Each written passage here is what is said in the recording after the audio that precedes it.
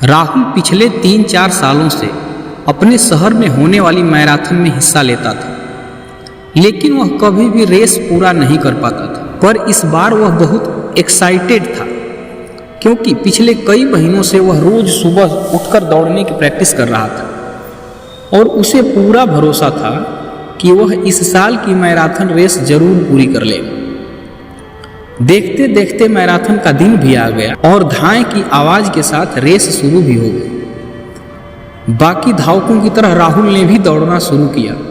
वह जोश से भरा हुआ था और बड़े अच्छे ढंग से दौड़ रहा था, लेकिन आधी रेस पूरी करने के बाद राहुल बिल्कुल थक गया और उसके जी में आया कि अब यहीं बैठ जाए। वह ऐसा सोच ही रहा था कि तभी उसने खुद को ललकारा, रुको मत राहुल, आगे बढ़ते रहो। अगर तुम दौड़ नहीं सकते तो कम से कम जॉगिंग करते हुए तो आगे बढ़ सकते हो। आगे बढ़ो। और राहुल पहले की अपेक्षा धीमी गति से आगे बढ़ने लगा। कुछ किलोमीटर इसी तरह दौड़ने के बाद राहुल को लगा कि उसके पैर अब और आगे नहीं बढ़ सकते। वह लड़खड़ाने लगा। राहुल के अंदर विचार आया, अब बस और नहीं बढ़ सकता।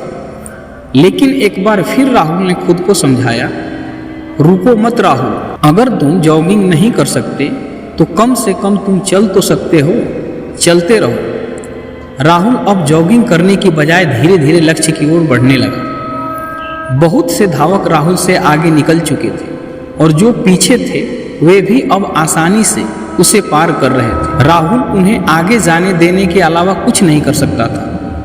चलते चलते राहुल को फिनिशिंग पॉइंट दिखने लगा, लेकिन तभी वह अचानक से लड़खड़ा कर गिर पड़ा। उसके दाएं पैर की नसें खींच गई थी। अब कुछ भी हो जाए, मैं आगे नहीं बढ़ सकता। जमीन पर पड़े पड़े राहुल के मन में ख्याल आया, लेकिन अगले पल ही वो जोर से चीखा, नहीं, आज चाहे जो हो जाए मैं ये रेस पूरी करके रहूंगा। ये मेरी जिद है। माना मैं चल नहीं सकता, लेकिन लड़खड़ाते लड़खड़ाते ही सही इस रेस को पूरा जरूर करूंगा। राहुल ने साहस दिखाया और एक बार फिर असहनीय पीड़ा सहते हुए आगे बढ़ने लगा। और इस बार वह तब तक बढ़ता रहा जब तक उसने फिनिशिंग लाइन पार नहीं कर ली। और लाइन पार करते ही वह जमीन पर लेट गया। उसके आंखों से आंसू बह रहे थे। राहुल ने रेस पूरी कर ली थी। उसके चेहरे पर इतनी खुशी और मन में इतनी संतुष्टि कभी नहीं आई थी। आज राहुल ने अपने चलते रहने की जिद के कारण न सिर्फ एक रेस पूरी की थी, बल्कि जिंदगी की बाकी रेसों के लिए भी खुद को तैयार कर लिया था। दोस्तों, चलते रहने की जिद हमें किसी भी मंजिल तक पहुंचा सकती है। बाधाओं के आने पर हार मत मानिए।